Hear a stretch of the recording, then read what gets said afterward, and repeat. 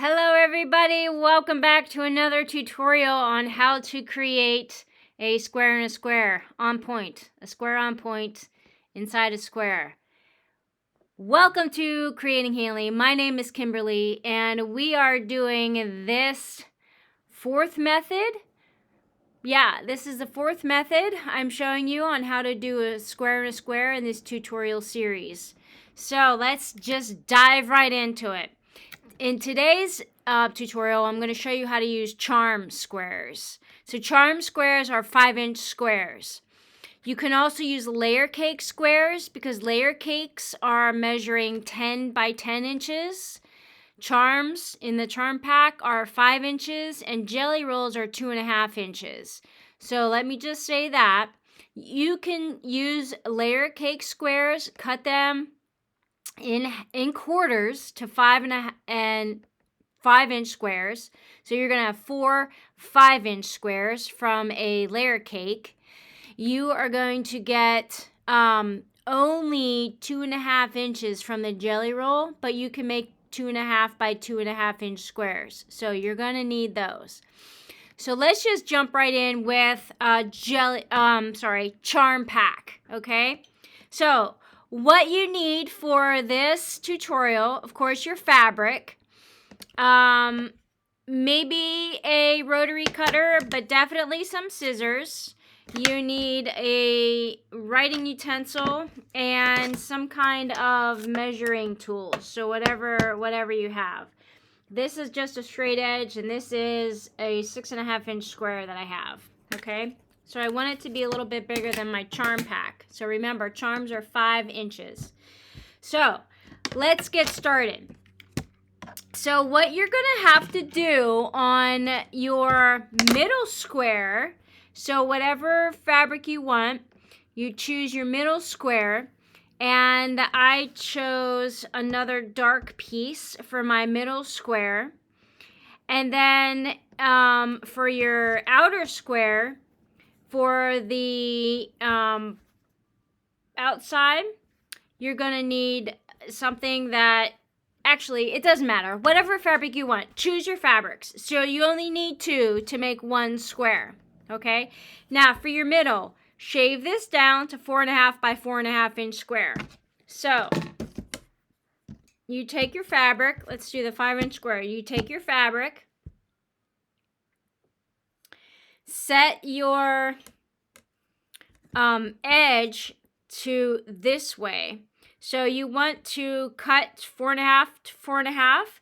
So what you're going to do is measure find the 4.5 inch square, or 4.5 measure this way, and then find your 4.5 measure this way, and then draw it in, and where the corner intersects is where you need to trim. So you're only trimming off 1/2 inch here and 1/2 inch here.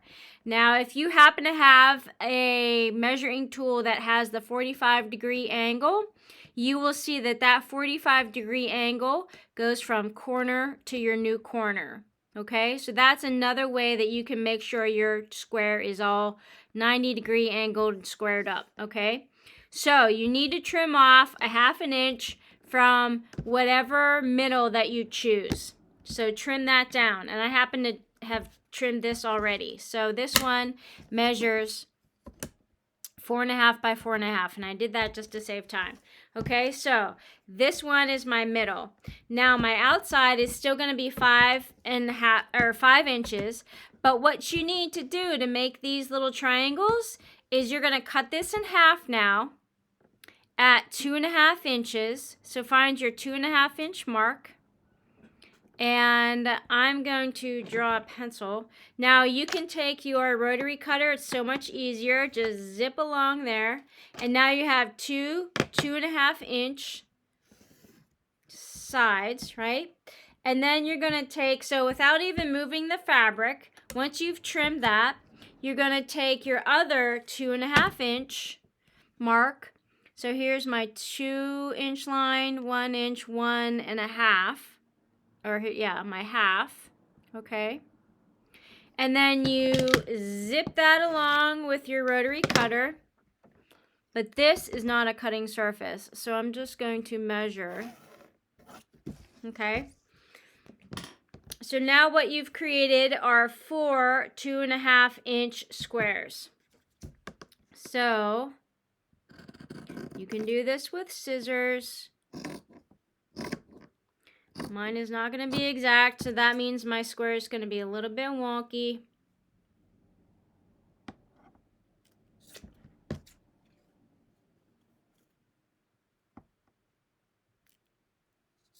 Okay, so now from my charm, I have 4 2.5-inch squares and my middle part.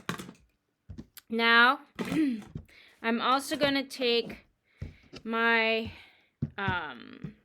straight edge and I'm going to draw diagonals. Now, if you have directional fabric, like this is directional fabric, I have to kind of plan out where I want my directional fabric to go. So, I think I have to place these upside down. Yeah. So you might have to place your, so you're going to put, obviously you're going to put face sides together. But when you look at your fabric, your directional fabric, so you have to make sure that it goes in the direction that you, if you want to see it this way, you want to make sure that it ends up this way. So I'm going to actually turn mine upside down. Okay, like that. All right, so anyway, draw your diagonals. And I might actually change these depending on where I'm putting them. So your directional fabric may change depending on where you place them on the square. So basically what you're going to do is you're going to snowball the edges. So let's pretend, okay? What you want to do is create, you want to create triangles. Now in method 1 or method 2, so method 1 that when we did this was no waste. You can't, sometimes you can lose your points on that one. The second and third method was no points lost, but you had some waste. So we're going to have a little bit of waste on this one. However, I'm going to show you a method where you can do a little extra sewing and then keep an extra square. So we're going to make that. But we already have a little bit of waste already. We lost a 1/2 inch from this, from this square. So what I want you to imagine, if you have directional fabric, if you don't have directional fabric, it doesn't matter.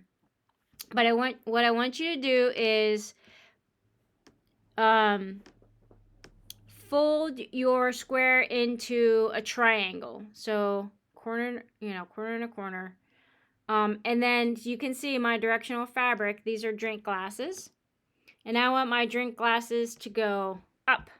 So if I have my music like this, I want to pretend, so let's bring it down here. I want to pretend that this is going to be in a corner. So that is how that looks. Now, if I let that go, that is where I want my square to be, and I happen to have drawn the line just exactly there. So we're going to sew right on that line, and we're going to do the same thing to the opposite corner. So I'm going to imagine my drink glasses. I want to be like this. Wait, how do I want my drink glasses to be? I want my drink glasses to be like this. So I'm going to place that like that and then release it. Okay? So I know this now goes in this corner. Line up the corner, line up the edge, line up the edge. You can pop a pin in here so it does not move.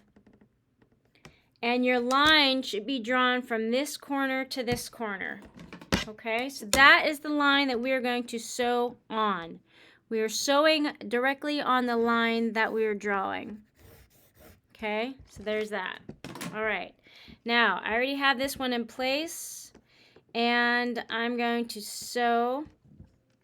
Actually, I'm going to sew just to the inside of this line. So you can see this line here. I'm going to put my needle just to the inside, maybe like just like a needle width over, just a little bit. So I do that so when I fold this fabric over, it's going to fold on the line instead of behind the line, because the thread is going to take up that space. So I hope that makes sense for you guys. So I'm going to take this right over here to the machine and sew just to the inside. Well, actually it would be the outside, but just to the opposite side. So anyway, I'll show you what I mean. And now I'm going to flip this around to salvage this little edge and sew a 1/4 inch away from where I just sewed. Release that and let me show you what I did.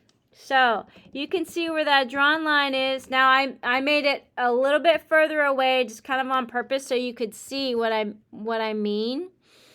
And then when I fold this over, it's going to fold directly on that line. And I'm not going to lose any real estate. So it's not going to be short like this. When I fold this over correctly, it's going to take up that space.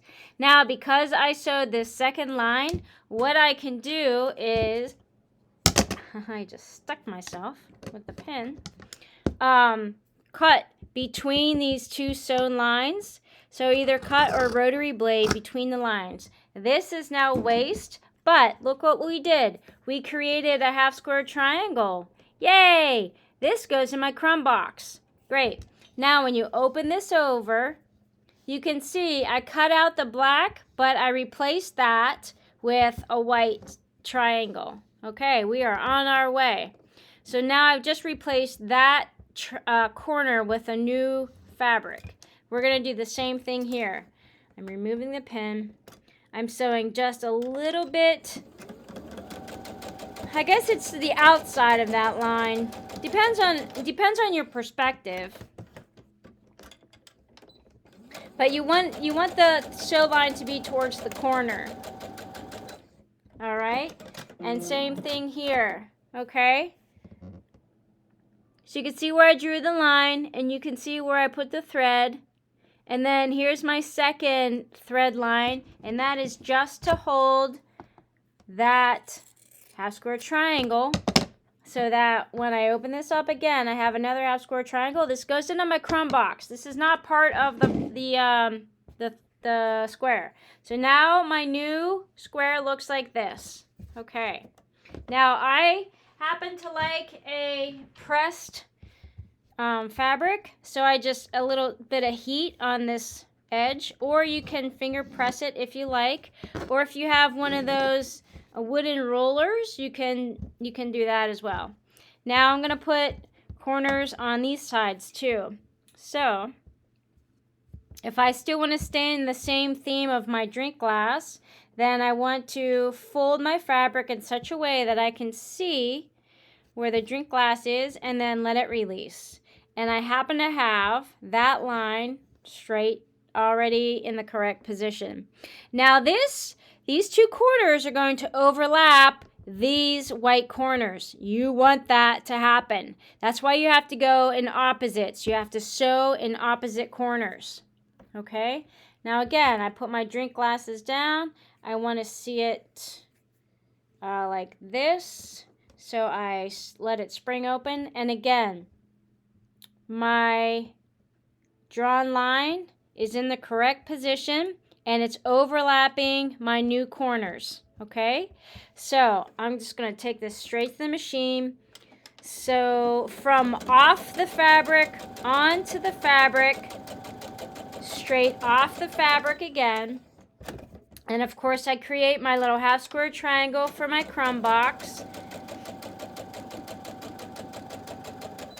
Okay, now I'm going to go right to the other side and make sure this is lined up and it didn't shift at all while I was moving it around. So this is all perfectly in place. Again, I start off of my block, onto the block, And so off of the block and spin it around to create my little half square triangle for my stash, my crumb box. And then that is it, folks. We have created, make sure you cut these apart. That goes away. This opens up. This little half square triangle goes away. This opens up.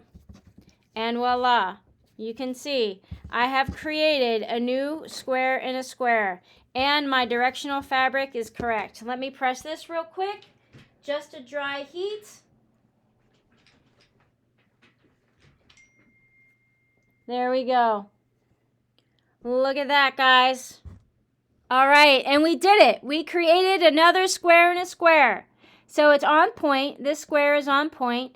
Now you can trim this up if you like. Trim it up a little bit, especially if it's kind of wonky. Make sure you keep these points. So you want to have a 1/4 inch seam allowance at least. A 1/4 inch or a little bit more, maybe a 1/4 inch and a thread or a couple threads extra, so that these points are salvaged when you put it into a finished block. So you can attach these with sashing. You can attach these right next to another block. Like, for example, you can put these two together.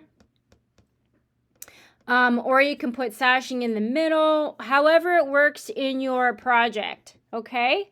So that is how you do it with a charm block. Remember, you can cut a layer cake. You can cut a birthday cake. You can cut a layer cake into quarters to make 5-inch squares. Those 5-inch squares for the middle are going to become 4.5-inch squares. So trim those down. The 5-inch square you cut into quarters. Again, cut your 5-inch square into 2.5-inch squares. So you get 4 2.5-inch squares. And that's what makes up these 4 corners here. Okay?